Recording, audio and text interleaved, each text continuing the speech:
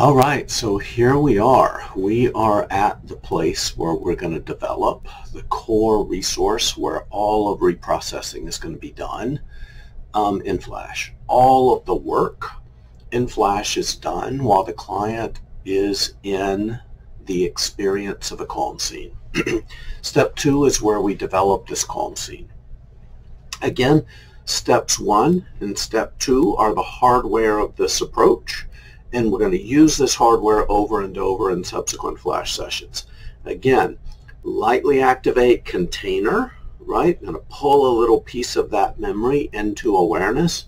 Calm scene blinks are this part of it. So lightly activate container, calm scene blinks. We're going to be just working this pump over and over and over, pumping little bitty tiny bits of memory content into this pump, and pumping out absolutely normal memory.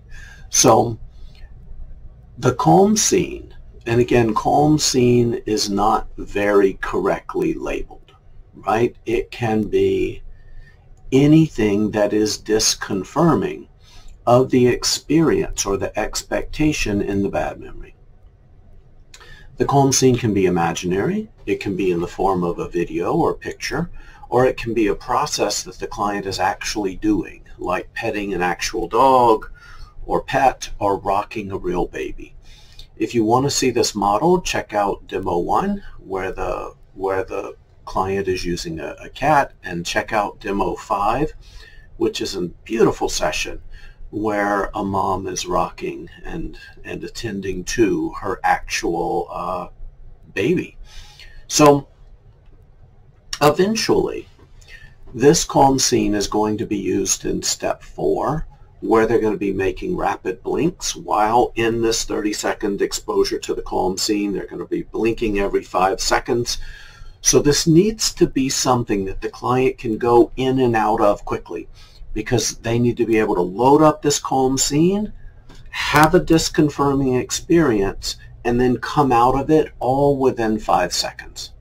Okay, so as we're going in, what the blinks do again is the blinks take us out of the calm scene. So we're going into this calm experience over and over and over very, very quickly. That's how we get the wall of disconfirming information that's going to help us process each micro slice of the memory. The scene, or whatever they're doing, the experience can be anything that is calming, relaxing, distracting, compelling, or interesting. It needs to be compelling enough to catch the client's attention and cause some type of experiential shift that is different than the expectation in the bad memory. Many calm scenes can be neutral in the sense that it can be procedural, as we'll talk about here in a moment. The calm scene, which Phil Manfield calls positive engaging focus, again can be almost anything. These are some examples. The client watches a beautiful, relaxing, or funny video on YouTube or another video service. The client remembers a very salient scene from a vacation. Now, I always bring this example up because it's very, very helpful. If you ask the client, have you ever been anywhere beautiful? And they say, oh my gosh, Maui. Absolutely, I have the crystal clear view of a beach right here, right now. But yet the client is coming to work on divorce trauma, and that's where they honeymooned. Can you see how we may have an intersection? And the calm scene cannot intersect at all the content that we're working on. Okay? The content can be the client actually engaged in rocking an actual baby in the present or petting an actual dog, or the client can watch a cute video that they've recorded of their own pet or dog or baby, or they can watch a video. If the client's absolutely into golden retrievers, find videos of golden retrievers jumping up and down in fields of hay. They're out there. Spend a little bit of time finding it. The client playing a musical instrument, or imagine playing one if the client has those skills. Okay? The client can imagine If cooking is calming or centering, the client can imagine cooking his favorite recipe, right? Getting out the sugar, getting out the flour, getting out the seasoning. Or you can watch, clients that are really into that can watch cooking videos.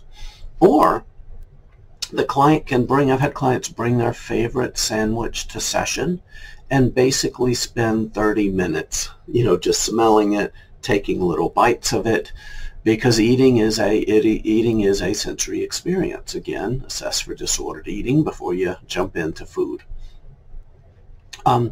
Client with piano training can play or imagine playing their favorite piece of music on the piano while doing blinks. The client can listen to a song that he has a long history of it inducing a sense of peace and relaxation. Again, you can use food videos. I like the image of a bubbly hot pizza coming out of the oven for people that don't have disordered eating. With a kid client, a very good calm scene might be the client finding a video of their favorite YouTuber playing their favorite part of a video game, of their favorite video game. Many of our clients will have complex trauma. If you have a client with complex trauma, please recognize that it can be very, very difficult because of the pace at which their minds are running to consistently find their way into an imaginary calm scene. I highly, highly, highly recommend that you outsource the calm scene to a YouTube video or to something that is external. Many, many times when I do consultation with people and Flash isn't working, the client is imagining a calm scene, and I'm almost certain they're not able to keep finding their way back there because we're just simply having them blink too quickly. Their minds, remember, clients with complex trauma, their minds are often running like a jet engine. And if you want to kind of understand how difficult this might be, count from 10 down to 1, and then subtract that number from 10. So on one hand, count from 10 to 1. On the other, subtract 10 from that number. So 10 minus 10 is 0. 9, 10 minus 9 is 1. Do this parallel process and then try to load up a beach in your mind, right? Try to notice the sand. Try to notice the seagulls, right? And it can be an almost impossible task for clients with complex trauma. So the first choice in this version of Flash when you're working with a client with complex trauma is outsource the calm scene to a video. Also in step 2, we want to verify, and it may take us going into the scene repeatedly, verify that the client can load up the calm scene quickly and can report a relaxing, amusing, distracted, or calm response from it. Okay? We also want to check with parts. Does this scene or activity work for all parts of you, or do any part of you need a different kind of calm scene?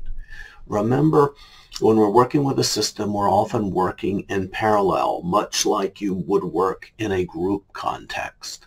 Okay? Client has several parts, 5 parts. This beach may be an absolutely ideal calm scene. 2 of those parts may need a completely different calm scene, and it is okay for different parts to have different calm scenes. But if the calm scene isn't working, it may be because we didn't check with all parts, right? And some of those parts may be carrying a lot of that trauma. So we want to make sure that we have a resource, we have a compelling, distracting experience for every single ego state that's in awareness. So if we want parts not to object to this work, we need to get consent, and get consent and engagement from every part for which there's awareness. And if we don't, parts may communicate distress in ways that are going to let them be heard. So again, I'm hoping you're getting a sense that almost anything in the whole universe can be a calm scene if it is calming and relaxing for your client, it does not need to be calming and relaxing for you. They're the ones that are having the disconfirming experience. So try it out, and we can adjust from there.